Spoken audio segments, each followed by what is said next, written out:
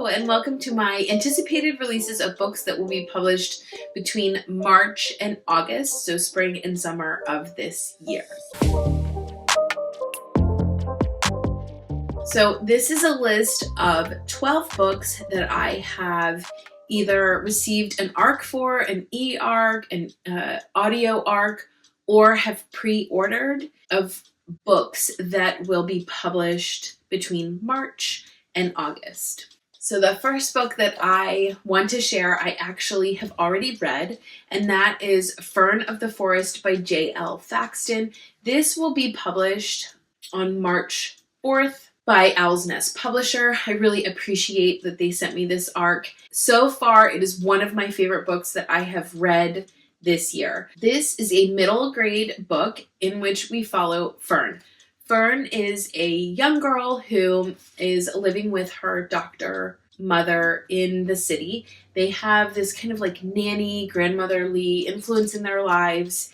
And Fern is right at this like coming of age, becoming a teenager, and she is exhibiting really odd physical ailments. So she has migraines, she's really lethargic, she's not able to be going to school. And she has this really terrifying syncopal episode on the subway where she passes out. And so her mother packs her up and buys a car, because they were city dwellers, didn't need a vehicle, bought a car and drives Fern and herself to this little town that the grandmotherly nanny person in their life has recommended for Fern to go for just kind of getting back on her feet and trying to get healthy. And Fern is hearing like conversations that are happening and not quite understanding what they mean. And we get the feeling that this town is like kind of quirky and weird. We're not really sure why, but as you're reading through it, you're like, this is kind of a creepy town.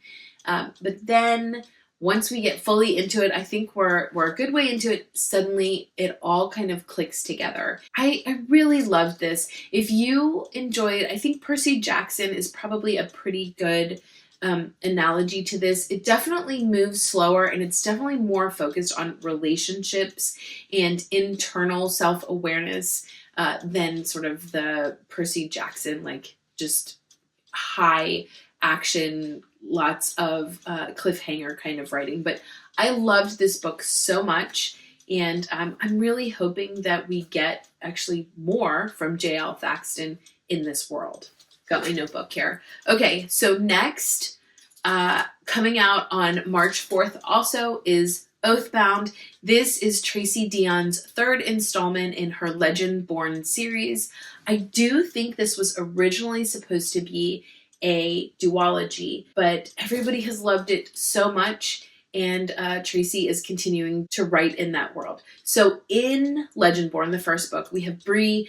Bree is a young Black female who is going to college in North Carolina. She's out on campus one night, and she sees the most terrifying hellhound you could imagine. It was enormous, terrifying, and Bree realizes that there is more to the world than what she realized. I should also say that Bree's mother has passed away. Her dad is in her life, but again, because she's on a college campus, we don't see him very much. Bree discovers that there is this secret society that has formed and has been committed for decades to kind of preventing humans from being aware of all of these terrifying creatures that are out there, and also just protecting them physically as well. There is a bit of a love triangle. I do think the love triangle in the second book really got more pronounced. I'm not sure where it is going to go. I will say I am typically not a kind of rooting for the villain to be the love interest. But in this case, I really am sort of just along for the ride to see where Tracey Deonn takes this as far as relationships. I love so much how she has turned a very well-known legend on its end, and I love her creativity. I love the writing style. I love the directions that she kind of takes us, and then suddenly we veer a different way. And I'm so excited for the third book. Okay, we move on to April. Coming out the 1st of April is Vera Wong's Guide to Snooping. So this is Jessie Sutano's second book in the Vera Wong series. I really loved the first one. It just was fun and funny. I liked the mystery part of it. I liked how, again, with the relationships that Vera Wong made. So Vera Wong is a Chinese woman living in Chinatown. She has a tea shop. And in the first book, there is a murder in the tea shop. And she, because it's in her tea shop, gets engaged on trying to figure out who did it. And she basically goes around and befriends all of the suspects. And she's just this cute little old lady. Her son is like really annoyed by her because she's kind of, involved in his life in ways that he doesn't want to be. And so she's trying really hard to like have her own life. It's just cute. I love when we have older women who are solving mysteries and their little personalities. And so I'm excited to read the second installment of that series as well. Coming out April 8th is The Mysterious Bakery on Rue de Paris by Evie Woods. Evie Woods wrote The Lost Bookshop, which I am hoping to get to. And it's really gotten a lot of acclaim. She is very good at magical realism. So again, being set in the real world, feeling very much like there are things that happen maybe like paranormally within the confines of our world that really could happen. And her writing style really seems to lend itself to when you're reading it, you're thinking, yeah, that could happen. So in this mysterious bakery on Rue de Paris, she actually wrote that and self-published in 2014. In the interim, a few years ago, she wrote The Lost Bookshop and was picked up, I think, by HarperCollins. She now has another book that is out, The Story Collector, that I saw recently on my trip to Barnes & Noble, and they have agreed to republish her previously self-published work, and that is The Mysterious Bakery on Rue de Paris. I'm excited to read the arc and to really see what her writing is about. Next, we have coming out on April 15th is The Raven Scholar by Antonia Hodgson. It is being touted as the return to epic fantasy, which I think means a lot less romance, which I am here for. I love epic fantasy. In this, we have a high scholar who's in a competition. I think the stakes are pretty high, which I'm excited about. I think the world building is very unique and complex, which again, I'm excited about. And this is supposed to be a trilogy. So sometimes as I'm looking for fantasy books, I'm really kind of going towards the standalone because you really have to trust an author. Knowing that it's a trilogy going into it at least helps me to kind of think through, like, as I'm reading it, do I want to continue this series or not? But as it stands, I'm interested in reading The Raven Scholar. On the 29th of April is The Amalfi Curse, and this is by Sarah Penner. Sarah Penner wrote The Last Apothecary, which currently there are a couple different versions out at Barnes & Noble that are lovely. And so I'm excited to read the art for The Amalfi Curse. This is supposed to be a nautical archaeology, sunken treasure, scavenger hunt tale that is actually on the Amalfi Coast. Sarah Penner is known for writing historical fantasy, which I love the juxtaposition of those two. I love everything about that. I think there were witches that were involved on the Amalfi Coast, so we're following them, and then there's a dual timeline of present day as well. I've not ever read anything by Sarah Penner, and so I'm intrigued to see what her historical fantasy writing style looks like. And again, I'm hopeful that there is not any like open door spice. Now we move into June, and we have on the 3rd of June, A Forgery of Fate by Elizabeth Lim. This is a standalone by the same author who wrote Six Crimson Cranes, which is a favorite in our house. So the Six Crimson Cranes is a fairy tale retelling. And so this is actually Beauty and the Beast retelling, wrapped within Chinese mythology, and Beast is a dragon lord.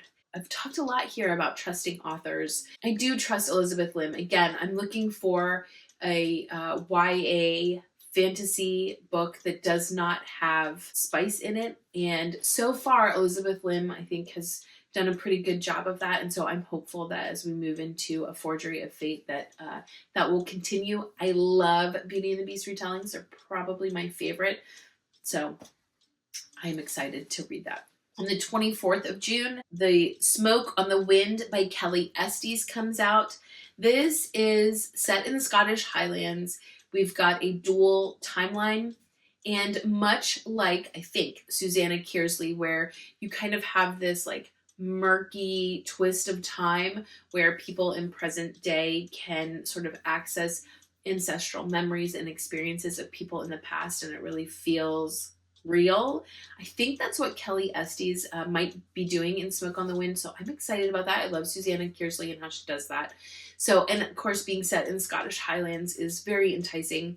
So in this, we have two mothers, and I think this is about the pain of being a mother and being a protector, and how there is a connection between these two mothers as they're traveling through the Highlands. Next, on the 8th of July, The Irresistible Urge to Fall for Your Enemy by Bridgette Knightley comes out. I'm a little on the fence about this one. I don't know, because I'm continually talking about not wanting spice, and this might not fulfill that, so I may not get it. But I've heard so much about the Dramini fanfic with the Senlin Yu's Manacled.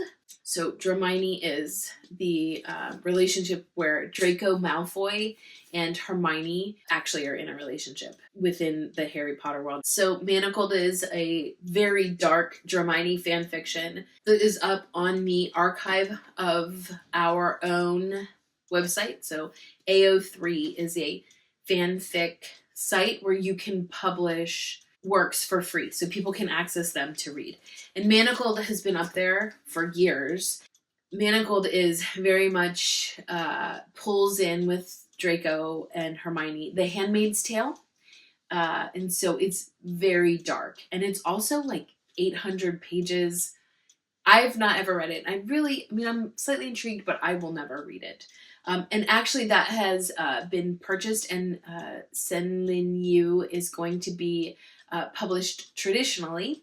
I think they are having to make changes so that it's not so close to Harry Potter to kind of avoid lawsuits. But I do think that The Irresistible Urge to Fall for Your Enemy is a Dramini adjacent retelling, and I'm kind of intrigued by it, to be honest. So we will see. I don't have the arc for that. It might come through in one of my fantasy subscriptions. But at this point, again, I'm on the fence on whether I actually will buy it through the subscription or not. But it's definitely on my radar. So on the 15th of July, we have The Enchanted Greenhouse by Sarah Beth Durst. And this is in the Spell Shop world. I've mentioned before my love of the Spell Shop, and I love that we are getting another story in that world. This is a world that is soaked in magic. There is whimsy in, magical cats and sentient plants, as well as mermen and mermaid cowboys, basically. I'm sure that there will be romance and intrigue and a lot of just, again, those whimsical fantasy elements. I love cozy fantasy. I know there are some people who don't necessarily love it, but I love cozy fantasy. The older I get, the more I love it. And so I'm excited to be back in that world. And I pre-ordered it, and I probably will end up with more than one copy, to be honest. Okay, on the 29th of July, The Alchemy of Flowers by Laura Rousseau comes out. And I have read her The Lightning Queen a few years ago and loved it so much, with the magical realism, kind of the hard-hitting relational aspects to it were just so lovely. And The Alchemy of Flowers is in that magical realism world, and there is whimsy, and I think it also is has some secret garden aspects to it. So I have the e-arc for that. I'm very excited. I love her work. I follow her on Instagram, and she just has such an interesting life. So I'm excited to read it. The cover is lovely, and I'm really looking forward to diving back into a world that she has created. And then last, Hemlock and Silver. This is a TKingfisher. Again, I said at the beginning of the year for authors that I wanted to read more of, TKingfisher was one of them. This is a Snow White retelling.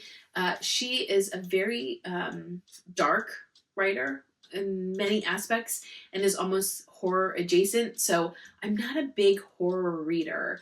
But for some reason, she has this ability to describe something that's really terrible that's happening in a way that you feel like, oh, okay, yeah, that needed to happen. I'm definitely careful about which books of hers I read, but I do love her retellings, and so far have had good luck with really enjoying them. And so I'm excited to see how she's going to retell Snow White. So that is it. Those are the 12 books that are newly coming out here in spring and summer. Plus 2 more that I found here. So let me know which of those you would be interested in reading, and let me know also if there are any that you are looking forward to that are coming out in those months, so I can keep my eye out for them. Thanks so much for watching, and until next time.